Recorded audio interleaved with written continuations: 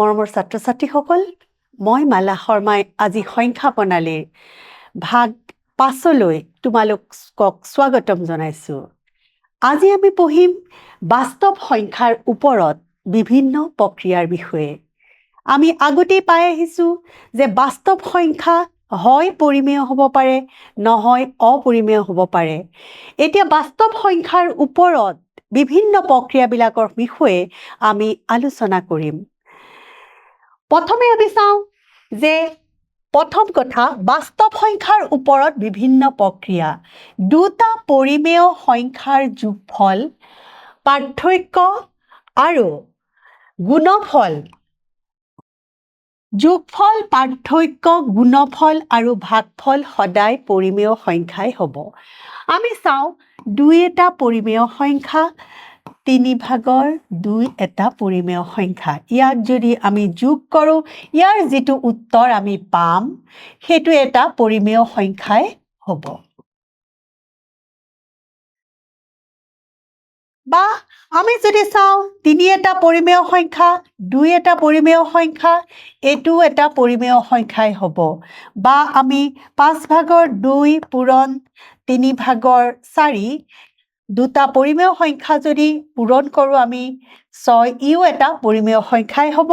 বা আমি যদি হৰণ কৰোঁ 2/5 হৰণ 3/4, ই যিটো উত্তৰ পালোঁ সিও এটা পৰিমেয় সংখ্যাই হ'ব। গতিকে আমি ক'ব পাৰোঁ যে দুটা পৰিমেয় সংখ্যাৰ যোগফল, পাৰ্থক্য, গুণফল আৰু ভাগফল পৰিমেয় সংখ্যাই হ'ব। আমি চাওঁ পিছৰটোলৈ, এটা পৰিমেয় আৰু এটা অপৰিমেয় সংখ্যাৰ যোগফল বা বিয়োগফল এটা অপৰিমেয় সংখ্যা হ'ব। আমি চাওঁ যে 2 এটা পৰিমেয় সংখ্যা আৰু √3 এটা অপৰিমেয় সংখ্যা। তেতিয়া আমি 2 + √3 ই অপৰিমেয় হ'ব আৰু 2 - √3ও অপৰিমেয় হ'ব। গতিকে আমি ক'ব পাৰোঁ যে এটা পৰিমেয় আৰু এটা অপৰিমেয় সংখ্যাৰ যোগফল বা বিয়োগফল অপৰিমেয় সংখ্যা হ'ব। পিছৰটোলৈ যাওঁ আমি, এটা অশূন্য পৰিমেয় সংখ্যাৰ যাৰ উত্তৰ শূন্য নহয়, এটা অপৰিমেয় সংখ্যাৰ পূৰণফল বা ভাগফল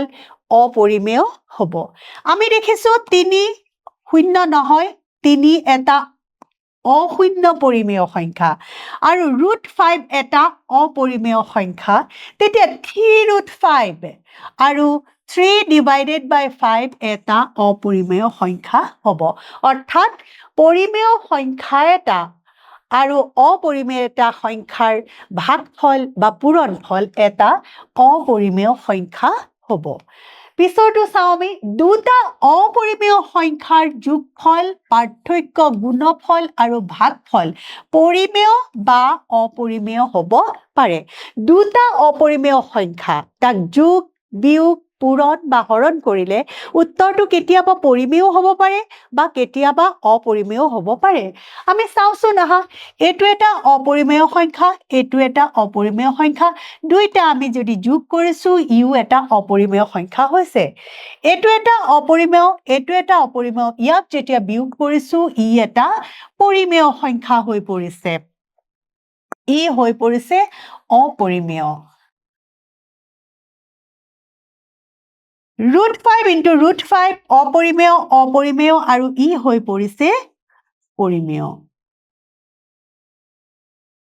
√7 হৰণ যদি কৰিছোঁ, ইয়াৰ উত্তৰটো হৈ পৰিছে পৰিমেয়। গতিকে আমি দেখিলোঁ যে দুটা অপৰিমেয় সংখ্যাৰ যোগফল, পাৰ্থক্য, গুণফল আৰু ভাগফল হয় পৰিমেয় হ'ব পাৰে, নহয় অপৰিমেয় হ'ব পাৰে। তাৰপিছত আমি চাওঁ বৰ্গমূলৰ সৈতে জড়িত অভেদ। √ab is equal to √a পূৰণ √b।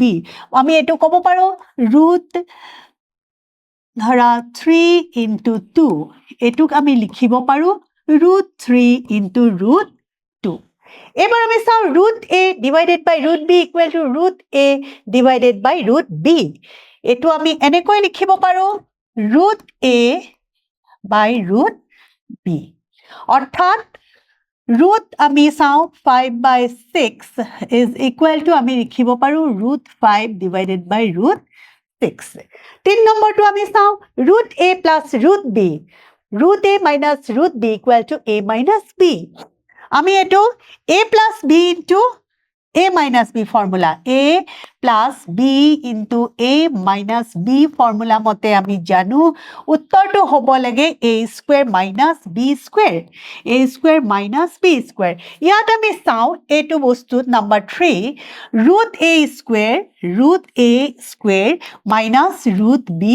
square year √a square হলে আমাৰ উত্তৰটো হ'ব a minus b গতিকে আমি ক'ব পাৰোঁ √a plus √b into √a minus √b এটো formula a square minus b square আহিলে আমাৰ ইয়াৰ কি হৈ যাব উত্তৰটো a minus b পিছৰটো যাওঁ আমি a plus √b একে ধৰণে আমি এটো a plus b formula a plus b into a minus b formula মতে আমাৰ পৰে a square minus b square কিন্তু ইয়াত যিহেতু b ৰ সলনি √b আছে গতিকে আমি লিখিব লাগিব a square minus √b whole square √b যেতিয়া দুটা পাওঁ আমি পাই যাম a square minus b এটো আমি পাই গলো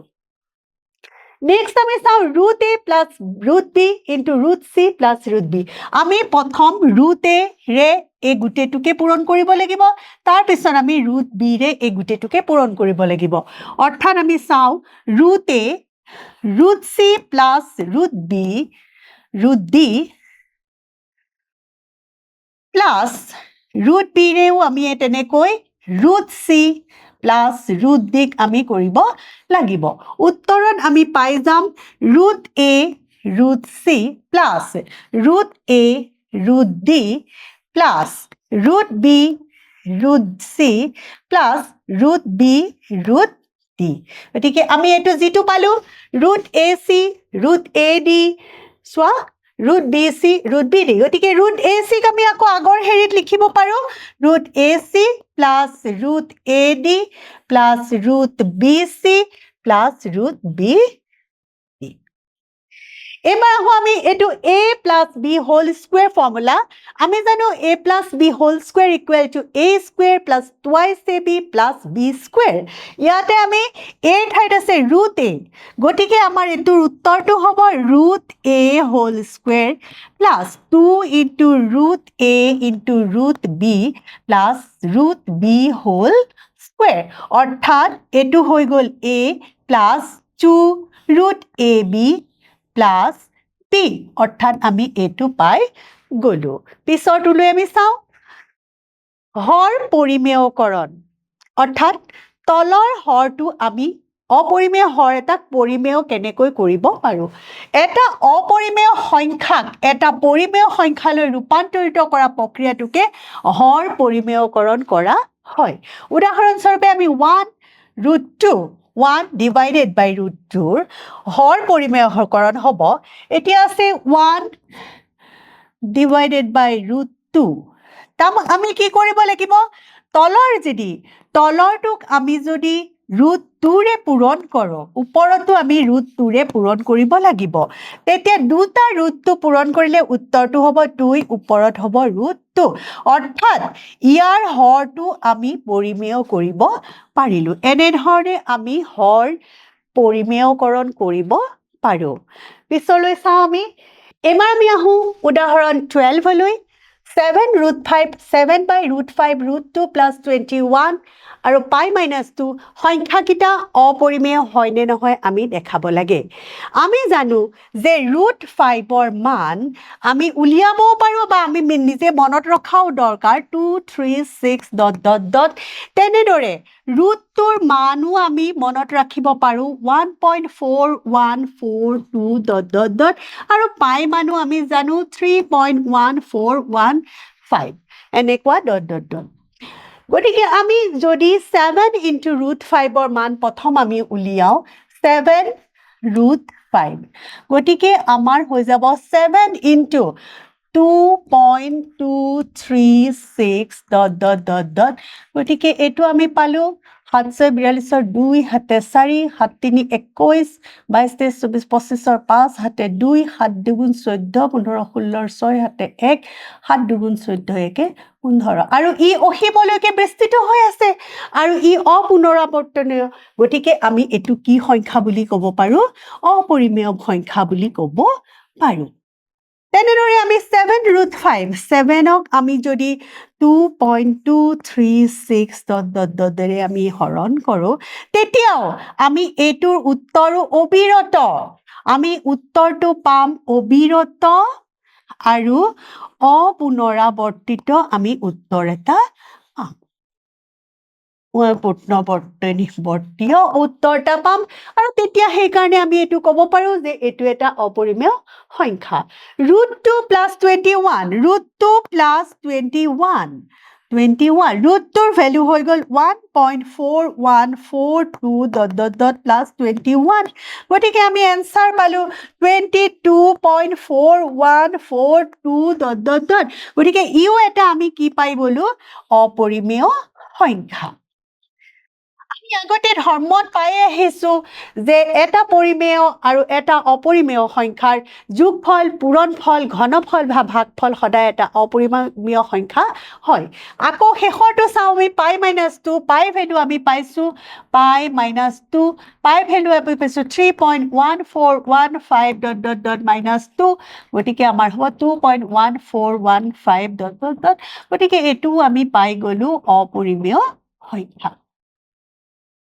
আমি ধৰ্মকিটা যিখিনি আমি ধৰ্ম পালো সেই ধৰ্মকিটা আমি মনত ৰাখিব লাগিব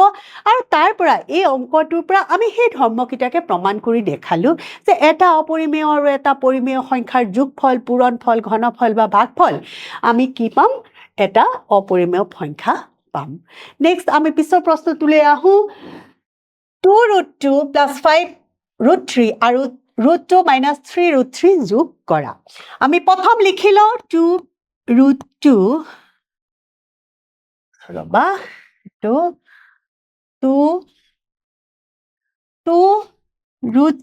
+ 5√3 আৰু তাক দুইটাকে আমি যোগ কৰিম √2 - 3√3 এতিয়া আমি হ'ব ব্ৰেকেটটো আমি উঠাই দিও √2 + 5√3 +√2 - 3√3 এতিয়া আমি একে ৰুটটো থাকা কিটা এফালে এটো চিন নহব সমান চিন আমি যেহেতু এই সমীকৰণ নহয় আমি এটো সমানেই দিব লাগিব এডালে দিব লাগিব এতিয়া আমি এটো আৰু এটো এফালে লৈ আনো 2√2 + √2 আৰু ইকিটা আমি হিফালে লৈ যাও √3 - 3√3 আমি পাই গলো √2 যদি আমি কমন লওঁ ইয়াত থাকিল 2 + 1 ইফালে যদি আমি √3 কমন লওঁ আমাৰ থাকিল 5 - 3 অৰ্থাৎ √2 * 3 +√3 * 2 তাকে আমি লিখিব পাৰো 3√2 + 2√3 এটো আমাৰ যোগ হৈ গল পিছৰটো আহো 6√5ক 2√5 এৰে আমি পূৰণ কৰিব লাগে 6√5 পূৰণ 2√5 প্ৰথম আমি অখণ্ড সংখ্যা কিটা এফালে পূৰণ কৰি লওঁ 6 পূৰণ 2 পূৰণ √5 * √5 গতিকে 6 × 2 = 12 * √5 আমি দুটা একেলগে কৰিলে 25 হ'ব গতিকে 12 * 5 হয়নে গতিকে 5 × 10 শূন্য হাতে উকলিব 1 5 × 5 = 6 উত্তৰটো হৈ গল 60 পিছৰ প্ৰশ্নটো লৈ আমি আহো পিছৰ প্ৰশ্নটো আছে 8√15ক 2√3 ৰে হৰণ কৰা আমি 8 এটো আমি ওপৰত লিখিছো আৰু এটো আমি লিখিছো তলত এতিয়া আমি আগৰ ফৰ্মুলাতে এটো লিখিছো আৰু ইয়াক আমি লিখিব পাৰো 3 * 5 3 আৰু এটো লিখিব পাৰো 5 3 5 × 15 2√3 √3 কটা গল 2 ৰে কাটিলো 2 4 × 8 সমান আমি পাই গলো 4√5 পিছৰ প্ৰশ্নটোলৈ আমি আহো তলৰ ৰাশিবিলাক সৰল কৰা আমি দেখিছো এটোৰে এটুক পূৰণ হৈ আছে গতিকে প্ৰথম আমি কৰিব লাগিব 5 এৰে 2 প্লাছ ৰুট 5 আৰু ৰুট 7এৰে আমি কৰিব লাগিব 2 প্লাছ ৰুট 5 অৰ্থাৎ এতিয়া 5 to 5 to 10 plus 5 root 5 plus 2 root 7 plus root 7 into root 5 और पाई गलु आमी 10 plus 5 root 5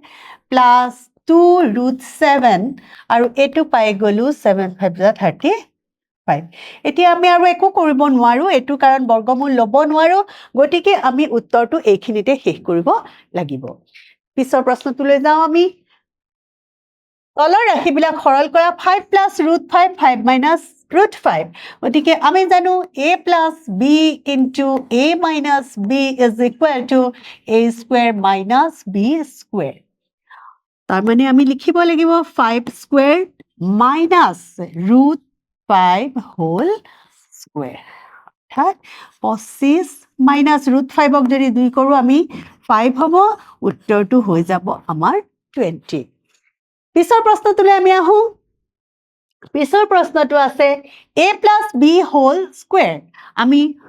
a plus b whole square is equal to a square plus 2ab plus b square আমি জানো এইবিলাক আমি পাই আহিছো গতিকে এটু আমি হে তাৰ ফৰ্মুলাতে আমি যদি লিখো √2 square plus 2 into √3 into √7 plus √7 whole square √3 দুটা যদি কৰো আমি উত্তৰটো হ'ব 3 প্লাছ 2 7 3 21 প্লাছ √7 দুটা যদি কৰো আমি হৈ গল 7 7 প্লাছ 3 আমি কৰিব পাৰো 10 প্লাছ 2 ইনটু √21 এবাৰ আমি পিছৰটোলৈ আহো পিছৰটো আমি আকৌ একে a plus b into a minus b a plus b into a minus b is equal to a square minus twice ab নহয় a square minus b square a square minus b square গতিকে আমাৰ হৈ যাব 11 whole square minus √7 whole square এটু 11 √11 কৰিলে 11 minus 7 অৰ্থাৎ আনসাৰটো পাই যাম আমি 4 এবাৰ আমি আহো পিছৰ প্ৰশ্নটোলৈ 1/√2 হৰ পৰিমেয়কৰণ কৰা আমি জানো যে হৰ পৰিমেয়কৰণৰ অৰ্থ হ'ল এটা অপৰিমেয় সংখ্যাৰ হৰটো পৰিমেয় কৰিব লাগে আমি এটো পাইছো যে 1/√2 ইয়াক আমি যদি হৰ আৰু লবক যদি √2 ৰে আমি পূৰণ কৰো দুইটাকে কৰিব লাগিব তেতিয়া আমাৰ মান একে থাকিব কাৰণ √2 কটা গলে আমাৰ যেটো আছে হেতুৱে আমাৰ থাকিব এতিয়া আমি পালো √2 যেতিয়া দুটা আমি পূৰণ কৰো √2 স্কুৱেৰ ডিভাইডেড বাই √2 অৰ্থাৎ √2 ডিভাইডেড বাই 2 এটো হৰ পৰিমেয়কৰণ কৰা হৈ গল হৰটো আমি পৰিমেয়লৈ পৰিৱৰ্তিত কৰিলো পিছৰটো আমি চাও 1/2 plus √3 হৰ পৰিমেয়কৰণ কৰা 1 2 plus √3 সমান আমি এটো কি কৰিম তলৰটো আমি যেহেতু এটো দেখিছো a plus b আমি 2 minus √3 আমি দুইটাৰে লগত আমি পূৰণ কৰি দিও হৰ আৰু লগত পূৰণ যদি কৰো তেতিয়া আমাৰ তাৰ ভ্যালুৰ কোনো চেঞ্জ নহয় আৰু আমি এটো পাইছো a plus b to a minus b গটিকে আমি লিখিব পাৰো 2 square minus √3 whole square 2 minus √3 এতিয়া আমি পালো ওপৰত থাকিল 2 minus √3 ইয়াত থাকিল 4 minus 3 অৰ্থাৎ 2 minus √3 divided by 1 অৰ্থাৎ 2 minus √3 হৰ পৰিমেয়কৰণ কৰা হৈ গল পিছৰটোলৈ চাও আমি 5 √3 minus √5 ইয়াক আমি একে ধৰণে আমি এটো মাইনাসত আছে তাৰ লগত আমি প্লাস এটা √3 প্লাস √5 আমি পূৰণ কৰি দিও এটো যেহেতু তলত আমি পূৰণ কৰিছো গটিকে আমাৰ ওপৰতো আমি পূৰণ কৰিব লাগিব এতিয়া এইটো a plus b to a minus b গতিকে √3 স্কুৱেৰ মাইনাছ √5 স্কুৱেৰ ওপৰত থাকিল 5 √3 5 into √3 plus 5 into √5 বা এইটো নকৰিলেও হয় আমি এইটো সমান তলত আমাৰ থাকিল 3 minus 5 ওপৰত থাকিল 5 এইটো নকৰিলেও আমি কথা নাই √3 plus √5 এতিয়া এইটোত পাই গলো আমি minus 2 5 √3 plus √5 অৰ্থাৎ আমি লিখিব পাৰো minus 5/2 √3 plus √5 হৰ পৰিমেয়কৰণ হৈ গ'ল আমাৰ হৰটো অপৰিমেয় সংখ্যা আছিলে আমি তাক পৰিমেয় সংখ্যালৈ পৰিণত কৰিলো এবাৰ আহো পিছৰ প্ৰশ্নটোলৈ 1/7 plus 3 √2 হৰ পৰিমেয়কৰণ কৰা 1/7 plus 3 √2 একেধৰণে আমি 7 plus 3 √2 ইয়াক আমি 7 minus 3 √2 ৰে আমি কৰিম আৰু ওপৰটো তেতিয়া একেকে পূৰণ কৰিব লাগে বা আমি 7 minus 3 √2 আমি এইটো পাই গলো 7 স্কুৱেৰ minus 3 √2 হোল স্কুৱেৰ ওপৰত থাকি গল 7 minus 3 √2 এইটো আমি পাই গলো 7 7 যা 49 আৰু এইটো পালো 3 3 9 ইনটু এইটো 2 পাই গলো আৰু 7 minus 3 √2 তলত আমি পাই গলো 49 minus 18 আৰু ওপৰত পাই গলো 7 minus 3 √2 উত্তৰত আমি কি পাই গলো এইটো উত্তৰটো আমি পালো 1 আৰু 4 1 যা 31 ওপৰত থাকি গল 7 minus 3 √2 এইটোৱে হল আমাৰ নিৰ্দিষ্ট উত্তৰ হৰ পৰিমেয়কৰণ আমাৰ কৰা হৈ গ'ল এবাৰ আমি আহো পিছৰ প্ৰশ্নটোলৈ পিছৰ প্ৰশ্ন আমাৰ শেষ হৈছে এতিয়া আহো আমি মূল্যায়নলৈ √3 plus √2 into √3 plus √2 আমি দেখিছো যে দুইটা একে √3 plus √2 একে গতিকে আমি এটো কৰিব পাৰো আমি √3 plus √2 আমি হোল স্কুৱেৰ বুলি পাতিব পাৰো আৰু জানো যে আমি এটো হোল স্কুৱেৰৰ formula √3 square plus 2 √3 into √2 plus √2 whole square √3 দুটা যেতিয়া পূৰণ কৰো আমি 3 থাকিল plus 2 √6 plus 2 5 plus 2 √6 আমি এটো কত পালো আমি আনসাৰটো ইয়াত আমি পালো b2 হল তাৰ শুদ্ধ উত্তৰ 5 plus 2 √6 পিছৰটো প্ৰশ্নটো চাও দুটা অপৰিমেয় সংখ্যাৰ গুণফল সদায় অপৰিমেয় সংখ্যা আমি চাও ধৰো √2 এটা অপৰিমেয় সংখ্যা আৰু আৰু এটা ধৰো আমি 8 8 টো নহব আমাৰ ধৰা √2 ধৰো আমি √2 আৰু √2 দুটা অপৰিমেয় সংখ্যা ইহঁতৰ যদি আমি গুণফল লওঁ আমি কি পালো 4 উত্তৰটো আমি কি পাই গলো এটা পৰিমেয় সংখ্যা গতিকে দুটা অপৰিমেয় সংখ্যাৰ গুণফল সদায় অপৰিমেয় নহবও পাৰে ই পৰিমেয় বা অপৰিমেয় হ'ব পাৰে গতিকে আমি এটো কি লিখিম দুটা অপৰিমেয় এটো হৈ গল অশুদ্ধ এটো আমাৰ শুদ্ধ নহয় পিছৰ প্ৰশ্নটোলৈ যাওঁ 1/6 minus √3 হৰটো পৰিমেয় কৰি আমি পাওঁ কি পাম আমি আগৰ দৰে আমি কৰো 1/6 minus √3 ইয়াক আমি দুয়োটা ফালে হৰ আৰু লবক 6 plus √3 ৰে আমি পূৰণ কৰি দিও 6 plus √3 6 plus √3 অৰ্থাৎ আমি পাই গলো 6 স্কুৱেৰ minus √3 হোল স্কুৱেৰ আৰু ওপৰত পালো 6 plus √3 is equal to 6 minus 3 আৰু তলত পাই গলো আমি 6 6 যা এইটো 36 হ'ব 36 minus 3 আৰু ওপৰত পালো 6 plus √3 3 36ৰ পৰা 3 গ'ল 33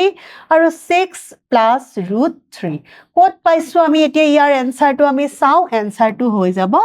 ডি এইটো আমি পালোঁ যে root 3 equal 6 plus root 3 divided by 3 মৰমৰ ছাত্ৰ ছাত্ৰীসকল আমি আজিৰ ক্লাছ ইমানতে সামৰিছোঁ পুনৰ আমি অনুশীলনীৰ অংকলৈ ঘূৰি যাম তোমালোকে ঘৰত প্ৰেক্টিছ কৰিবা ধন্যবাদ